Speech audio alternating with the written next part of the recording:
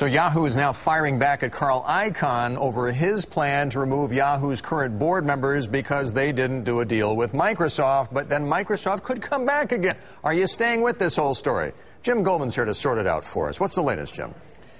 He says. Yahoo says Carl Icahn suffers from a significant misunderstanding of the facts of Microsoft's offer to buy the company, and that Carl Icahn's proxy war is simply not in the best interests of its shareholders. Now, this letter signed by Yahoo chairman Roy Bostock tries to counter the perception that Yahoo's board somehow shirked its fiduciary responsibilities or didn't act independently. Now, in his note, Bostock says, quote, "We do not believe it is in the best interests of Yahoo stockholders to allow you and your hand-picked nominees to take control." Icahn, of course, disagrees, and he's starting to court some influential shareholders. Icahn himself has amassed 50 million Yahoo shares. Paulson and Company now controls 59 million, throwing their support Icahn's way. Not to mention Legg Mason, Capital Research, Eric Jackson's group. Looks like Yahoo's digging in, and investors now have to wonder whether this board is voted out and whether a new one comes in, whether anyone can woo Microsoft back. Bill, back to you. All right, Dennis.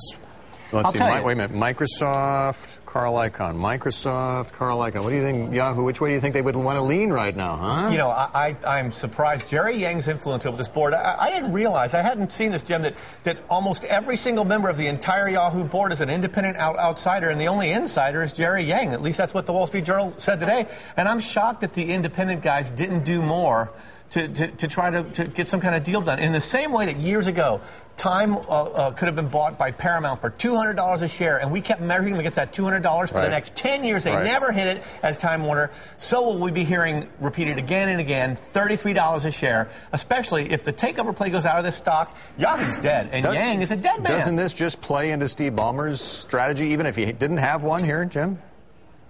Oh, there's no question about it. I mean, I think that Steve Ballmer and Microsoft has all the marbles right now, and whether a deal gets done or not will depend largely on the mood that Steve Ballmer is in, whether he still wants to get this deal done. The fact is that this board claims its independence, but you've got a 72% premium on one hand, and on the other, you've got Yahoo saying it undervalues us. Well, who says it undervalues you? If the market says you're worth something and Microsoft comes along and offers you 72% more, that would seem to be a pretty compelling offer that Yahoo just turned its back on, still wanting even more. So that's going to be the real question here. Jim? No question, though, in this entire deal, if Steve Ballmer wants to pick up the phone and make this deal happen, he can. Jim, I'm very surprised that Yahoo hasn't raced to finish that outsourcing deal with Google. Here they were doing a 2-week trial with great urgency during the takeover talks, and now it's nowhere. I don't get it. Well, you got to consider here that this has raised the concerns and the interest of the U.S. Justice Department. Everybody seems to agree that that is actually the case, and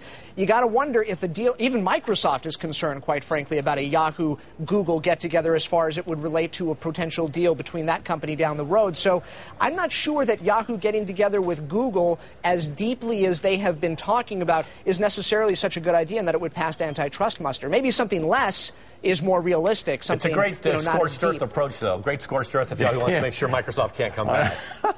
Unintended as it may be. Torch the village kind of thing. Torch the village. Thanks, Jim. See you later.